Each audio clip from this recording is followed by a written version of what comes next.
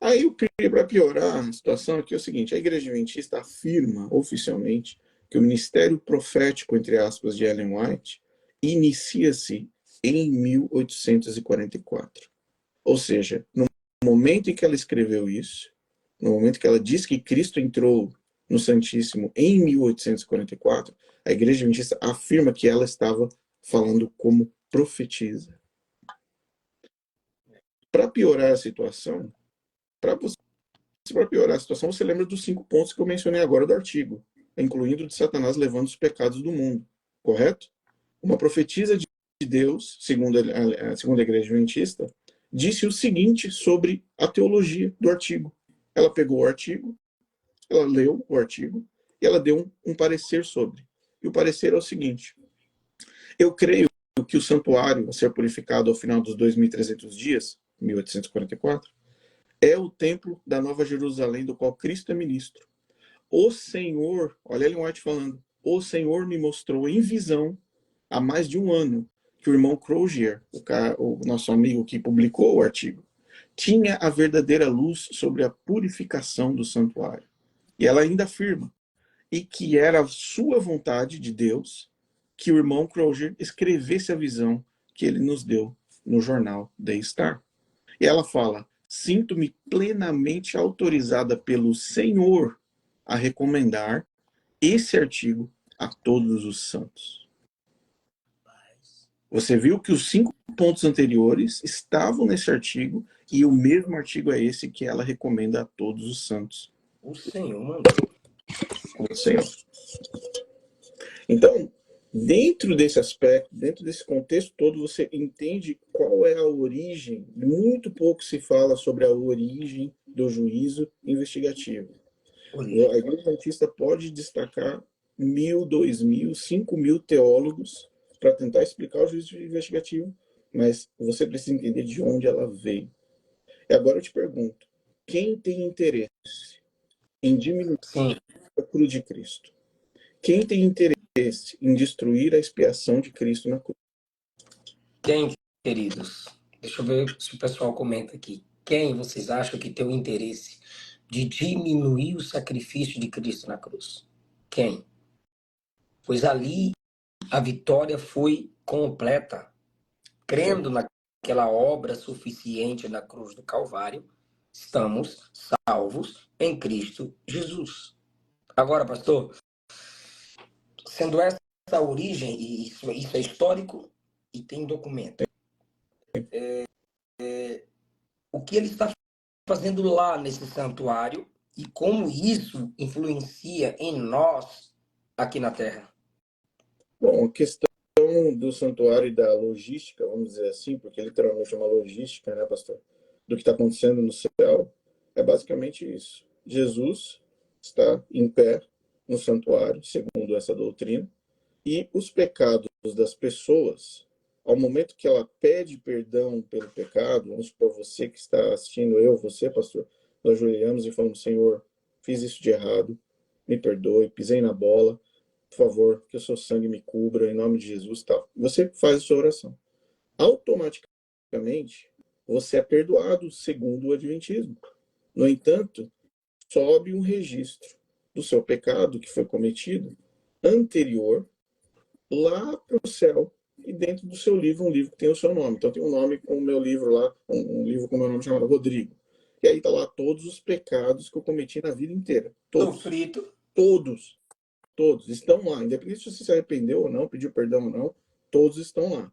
Do lado de cada um deles fica um anjo marcando se foi perdoado ou não, pediu perdão ou não, pediu perdão ou não.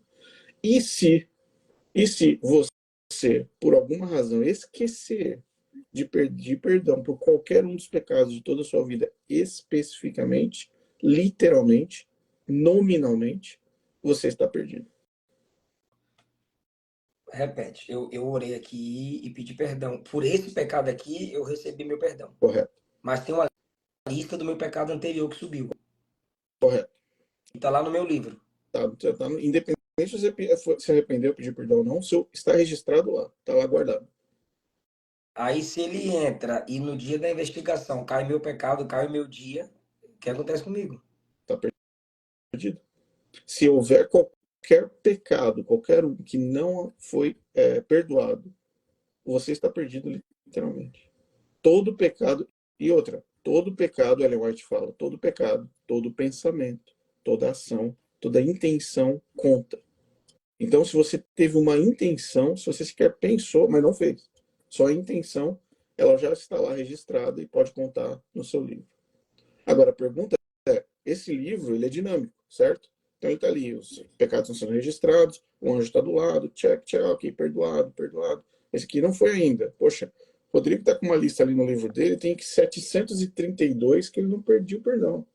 E aí eu tenho que voltar e falar assim, poxa, 732, talvez eu tenha que... Qual que foi esse aí? Então, eu tenho que começar a puxar na minha memória quais são esses pecados para poder pedir perdão. E aí dizem assim, no Adventismo a gente costuma falar, mas posso pedir perdão no varejo? Irmão, você tem que fazer o esforço aí para lembrar o máximo possível, né? Porque tá registrado lá no céu.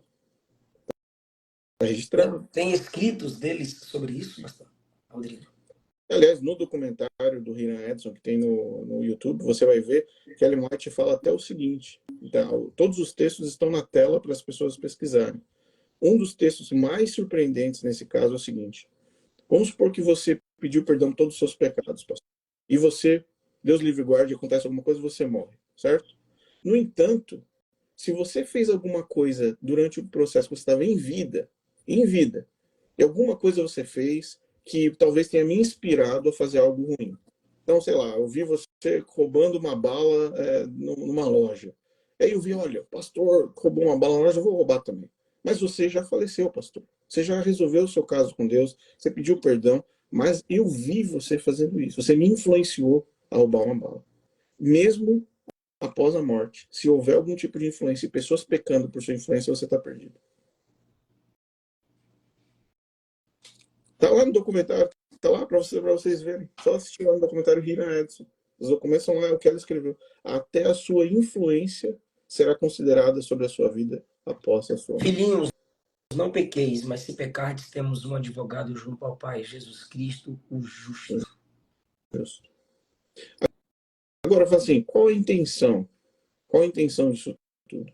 Naquela época, eles acreditavam que somente as pessoas que creram em Guilherme Miller, que Jesus voltaria em 1844, seriam salvos. Só para você ter uma ideia, pastor, Ellen White disse que todas as crianças, bebês, que nasceram após 1844 eram considerados filhos de Satanás. Eu acho que falhou o áudio aqui. Peraí. Todas as crianças que nasceram... Tem isso documentado? Acredite se quiser. Repete aí, então. Quem creu que ele fez tal ato, que ele veio naquela época, tá salvo. Quem não creu... Está perdido. E isso é o que eles chamam de a doutrina da porta fechada. Doutrina da porta da graça fechada. Pregada por Ellen White. Então, Ellen White começou a espalhar, depois do grande desapontamento, que, olha, Jesus vai voltar rápido. Eles erraram em 1844, mas Jesus está voltando. Em 1848 ele vem. 1847 ele vem. 1851 ele vem. E só vão ser salvos aqueles que creram. Que creram. O Natanael perguntou assim, já pode chamar de seita ou tá cedo? Eu estou falando de um período, pastor, que a igreja afirma até hoje que ela estava sob a influência de Deus, como profetiza. Pessoal, deixa eu falar uma coisa para vocês aqui. Da porta para fora, eles podem não ensinar essas coisas. Mas da porta para dentro, principalmente as mais históricas, eles ensinam isso sim, pessoal. Eu tô mentindo, doutor Rodrigo? Não? Breve é doutor, né? Irmão Rodrigo. Não, o juízo investigativo é a doutrina pilar, é a doutrina colunal da igreja adventista.